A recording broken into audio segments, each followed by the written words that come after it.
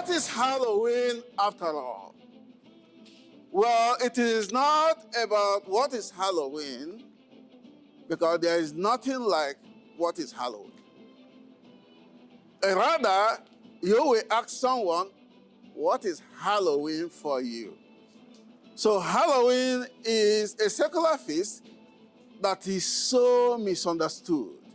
It is an ambiguous feast. Many people, I was talking to a group of chaplains, they say, when they were growing up, their parents didn't allow them to wear costumes. So, for one reason or the other, so we're going to talk about that.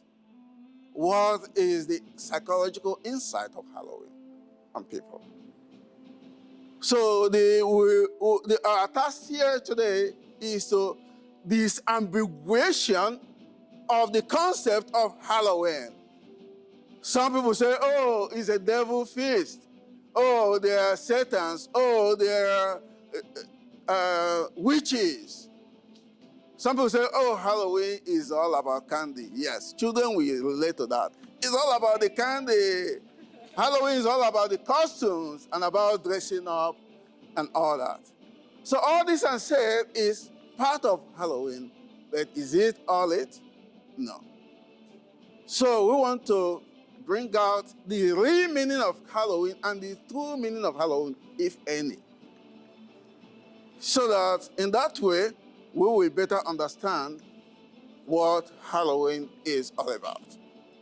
We want to employ insights from theories, insights from history, insights from tradition, insight from psychology, insight from sociology and culture, in order to buttress the main point that we have. Halloween can be traced back to the Iron Age, about 2,000 years ago, in a Celtic harvest pagan festival of garlic, a festival, they call it Samhain. And when you talk of Samhain today, your mind will go to the current Scotland, current Ireland, and current UK. So according to a theory, it holds that the Halloween tradition we have around the world today were influenced by this Celtic tradition of harvest tradition. And according to that tradition, Halloween is less commonly known by a one name called All Halloween. It is a one word. It is a compound word that is All Halloween is the eve, which is the eve of All Saints' Day, 1st November. It is a celebration observed in many countries of the world today, and especially in the Western Christian world, where now they have what is called All Saints' Day. And the tradition of many mainstream churches, especially the Catholic Church, they have the dead is remembered. The dead are remembered on a feast. And the dead are remembered in two ways. Those who have lived and died in two ways. One is the first one, All Saints' Day, November 1st. And the second one is All Souls' Day, which is November the 2nd, where the saints, who are the saints?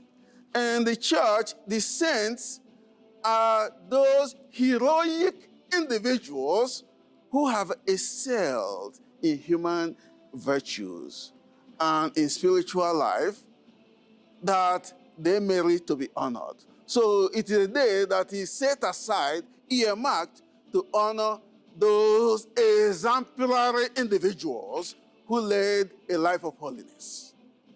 Then the second one is the Feast of All Souls, which is, remember, they call it Tulemund. Tulemund. That is all those who have passed away. And many of us have family members that have passed away. So in the church, they don't know because the saints are canonized. But these individuals are not canonized. They might be in heaven, they might be in purgatory, they might be anywhere, but they are remembered. So in that way, people go to cemeteries and go take flowers to their loved ones. In Latinos culture, for example, especially the Mexican culture, the dead are remembered. They call it the Day of the Dead. Or in Spanish, Días de los Muertos. And it is looms very big and is highly celebrated in Latino cultures, especially in Spanish culture. So you can now see how the dead are remembered even on the eve. But what we are celebrating is a secular feast. Or, Halloween is a secular feast that has no religious bearing, that is just for people to have fun. So I want to sum it up.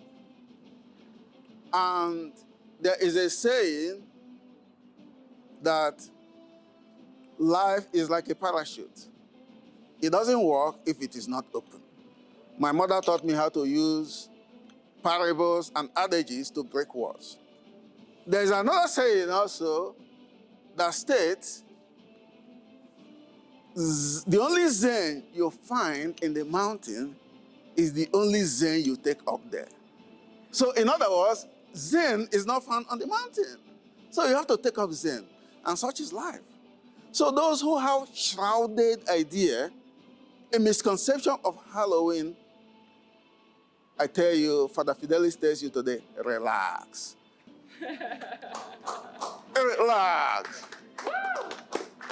There is nothing in Halloween that is evil because that has been Christianized longer. You are thinking, you're living in the past.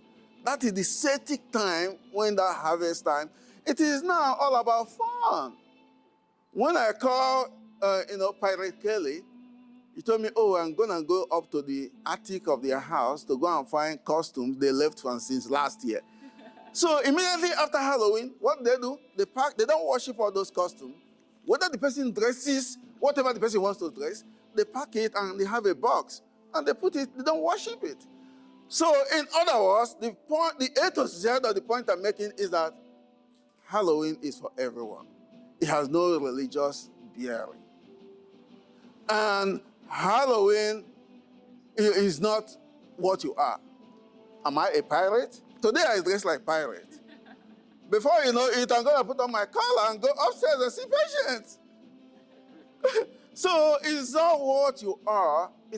Halloween is for fun. And it is good for us to enjoy it and have fun. It brings people together. And according to one philosopher, whatever brings people together is good.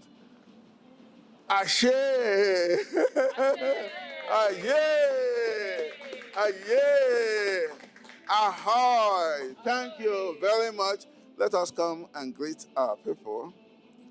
Come on. Okay.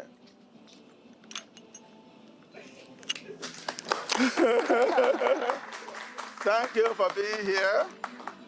Have a wonderful Halloween.